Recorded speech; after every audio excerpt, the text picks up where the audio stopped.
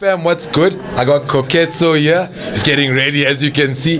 Man United, we just played them 1-1. Koketso, how you feel? I'm very, very disappointed, actually. I can see it. I think this was a Man United for the taking. It was. If you look at the first half, even if we didn't have creativity, that midfield was ours. Everything was working well, and as much as we didn't score, we had good better chances, better plays. That goal. To be honest, that goal. Yeah, like it's one of those goals where you go, nah. Yeah, what can you do? What can you know about that one? It was good. I also felt it was shitty-ish defending that led up to it because nobody really tracked the man. But you can't really blame it. They took a shot. Broken pace. Yeah, that was what. That was a good. That was like an Arsenal kind of a thing where you have to get the ball that side in under 10 seconds. The pace that they're broken.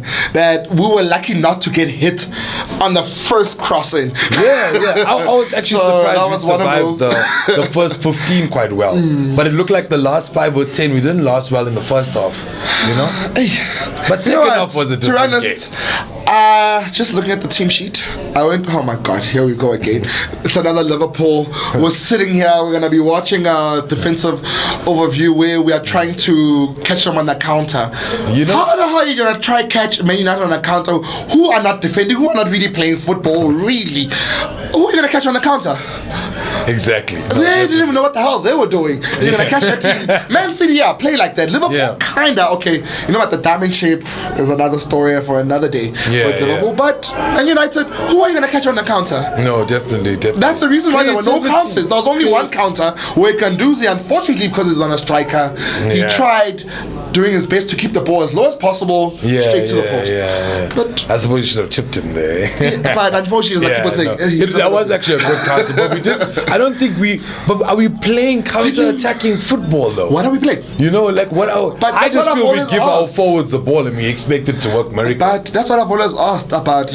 I keep on bringing it up that the biggest problem with Emery is that he never has an identity. Even in PSG, he never really has an identity. And like even a style kind of. There's no style, there's no identity. What do you want these people to play? They don't even know themselves. Like, are we playing counter today or are we playing position? Luckily, we've got Kanduzi who actually tries to change the runs everywhere and does everything else.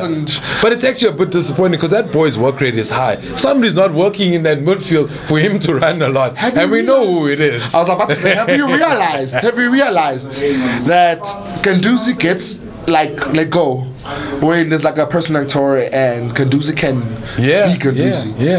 And Xhaka, it seems like he has to protect him.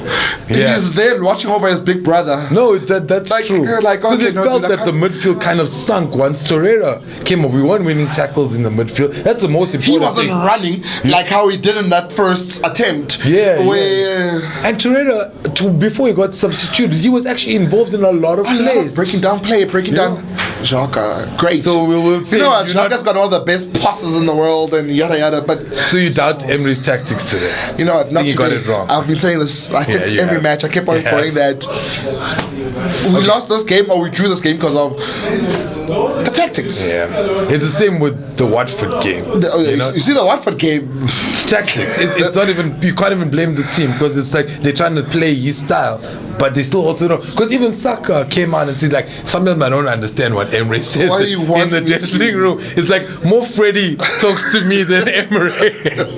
So that's what I'm saying. That the tactics, the stuff. You know what? We praised this about him last year because we actually came back from a very crazy era where the person was very stubborn, and at least Emery every half time he used to change the game. But now he's getting a bit lazy there, I've also noticed he's pulling a Wenger 75, 70 his love minutes. for Xhaka, I think, is blinding him. Otherwise, a lot of times, every time, if you ask any fan, half time, what would you do? Xhaka's the one main culprit. When I saw Torreira go off, I was like, why? I was just like, well, I know Xhaka has these capabilities that maybe Torreira doesn't, but we're not worried about a long ball when your midfield is capitulating. You know what I mean? It's literally caving into each other. One of the commentators was like, he's got this habit, and he stopped, and everybody knew what they were talking about, that habit. Yellow card. Did you see? Like, get a good yellow card. Starts up in the O's like shin or why something. Are you pulling that person? Why are you pulling that person? And how did you feel about Man United's play? They were a bit dirty to us, today. Do you see how they were attacking Guendouzi? Hey, you know what? They wanted to break some legs tonight. It's Guendouzi. He gets up from every tackle. Unfortunately, it seems like he's a bit slick nyana where he's gonna pull fouls. You saw he gripped like Fred. He gripped Fred around his neck over there. And that's spirit. I like that about him, and that's why in the first half I was like, we need to get more spirited players. Like maybe throw in Nelson. I'm like, you know what? Nelson has been hot and cold this whole season, but we needed someone with more spirit. I think I'm not saying that Pepe was bad or anything like that. It's just that this game, maybe throw on someone who is an Arsenal brought up bred and hates Man United. Also, I felt when we ran at the defense, when we kept running at them, we could show vulnerability. 80 million defender, huh? Did you see? That was a shot. He had a better shot than his defense. Exactly, actually. That was a cracker. Arsenal didn't test them. Arsenal didn't try it. They had an aging right back, or is he a left back, or whatever he is. They didn't even try to get at him. Only Saka was getting at him. And then you take out Saka. Like, dude, Saka, really? Right now, he's our brightest spark. Yeah, okay, he has played more games and everything. I think where he went wrong, not the Torreira move. I think it's Ceballos. I think he thought Ceballos was going to bring more when he came into the game. But how are you going to bring him on and expect him to bring more to the game when your spine is lost? Yeah. I think who's supposed to win those balls for St. Iris? Who's supposed to win those balls? So okay, any positives from the game? Guendouzi, of course, once again. Only positive. Not Aubameyang score. Of course, come on, Aubameyang is gonna score. I think all the time. It's one of those where the day he doesn't score this season, we're gonna be going, what's going on? He got flu. You know, Saka. They probably pulled the flu, Jordan, but like in football. And we talk about, but Chambers actually had a very solid game on that night. Where they stopped going that side. They were like, only until he hurt his hamstring. They were like, no, let's. At first, they were like, no, let's leave that side alone. So he actually had a very. And your Arsenal's man of the match, Guendouzi. I think the way that guy was everywhere. Is it split between Guendouzi and Saka? Or just no, Guendouzi for one reason. He was there hitting the ball, and he was there taking the last shot. Where you're like, where are your strikers? Where's Pepe? Where's our 80 mil there? I actually thought that was Pepe. When I saw the hair, I'm like, shit. You know, and then he was there, heading there. He was like everywhere. I think that's as Arsenal fans, we can't really be too disappointed with our youngsters because they're actually really good. We're putting them in tough positions. We're putting them in a Man United at Old Trafford. You know, and we're like, run, my boy. Specifically, but being for real, this game was a bad game. Yeah. I'm very worried about Arsenal, and I keep on pointing it out.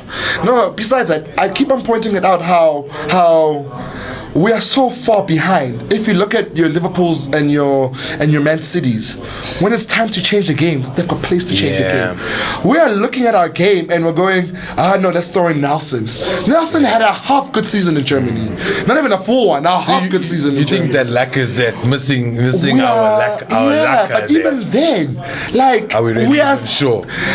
Changing our games, like, we're in trouble. I get what you mean. Stepping up the intensity. Even like going into defensive mode, conservative mode, we don't have those levels. This was a bad game. Man United threw on Fred to change the game. And we lost the midfield against Fred. That's what I'm saying. That they are making me look at this game a lot different right now. And there are those that you're going, people were in trouble. How are we going to? Are we really playing for top 4? We really do have to admit now that we're playing for top 4, and that's it. And we're actually lucky. That's our level now. Is that or what we've come to as Arsenal fans, where we've accepted that top 4 was our staple diet. You know what I mean? Now we're like trying to get in there. You can't be in the game and people are throwing on Fred, and we're throwing on. We come in the game and expecting the game to change, or we're gonna win this game. We're going for the game, and we're doing those kind of. I think City, Liverpool, Villa's changes impacted the game with 10 men. We had 10 men. No. First of all, we're not supposed to be in a position. Okay, true. We're not. Let's not people go there. stop looking at that game and going. No, but I mean, his changes and tactics are kind of what we were not supposed to be in that game. What Niles was doing there in that corner of his. Nobody nobody knows what the hell was going on there. How we were losing players and people. I think our standards have dropped. Yeah. We've gone to a point where, because of the Wenger era, our standards have dropped so much that we're sitting in and we're going, look at that, we came back. Beautiful football. Wenger played beautiful football. Yeah, as much as we can criticize it, you know what I mean? With average players too. The thing is, I feel that we don't know if Emery is going to do that or he's going to come with a Liverpool approach where we just press, feed our three main striking force, let them do the job. You know, because they don't have somebody feeding them through balls from the center. So do you feel that Ozil was needed in this game? You know what? Or someone more creativity. You know, I saw one article that was actually pointing the starting lineup, and that Ozil and Savilas, and I went, oh yeah, it's Man United. That's why, because I think Ozil was on the wing when Savilas was on the wing, and Ozil was running through the. And I was like, yeah, but it's Man United. We should be alright. With that starting lineup. And you get today, and this guy is playing through defensive. Like, people, this is a wounded dog. This is a theoretically we could have played the same squad we played against Nottingham Forest and would have given him a good run. And then you go here defending. That's like, but besides that, my biggest problem I see Emery and his tactics is that I hear Arsenal fans and I'm worried that we have gotten used to mediocrity. This game was mediocre. It was. This game was mediocre. Actually, it was not an Arsenal versus Man United. Like, it's not a battle of big rivals anymore. It's a battle of two mediocre teams. I was like, yo, that touched me. I was like, damn. I think that pains me more today. That's what pains me more this game. Do you remember I think it was 2 years back we played them. Fellaini won the game 2-1 for them, but it was the shittest game. It was terrible. It was like the battle of the two worst teams, and it was like the worst of the worst. Right now, it's a 1-1 against Man United versus Arsenal, and it is those guys who are fighting for top. By the way, we're not even fighting for top 4. We're fighting for top 6. You go. No, this is not Arsenal. Sorry, I cannot accept that this is how bad we've gone. Like how that we just have to win against Tottenham. Yeah, no, we played very well against Tottenham and everything. But everything else, we're no, fighting spirit. They came back. No. So is your Mumish of the match, Emery? My Mumish of the match is I'll give it to Emery. Sorry, Emery and his tactics. This is how many times have I said this? And we don't like to cut. If you ever listen to Arsenal fans at halftime, you know, I was actually telling the people, I'm like, every time when I'm watching this match and I see Wright, they comment at halftime, you can see how depressed and how sad he is, and he's just sitting there going, some good makeup. Oh crap, I need to defend this team again. And you can see he's downbeat, and I feel like him. Even when we win the match, you can still see it. I mean, he's like going, yeah, we won the match. Yeah, it was great character, but we're not supposed to. That's why I keep on saying that I don't want to be like the Man United fans who have accepted maybe where they are.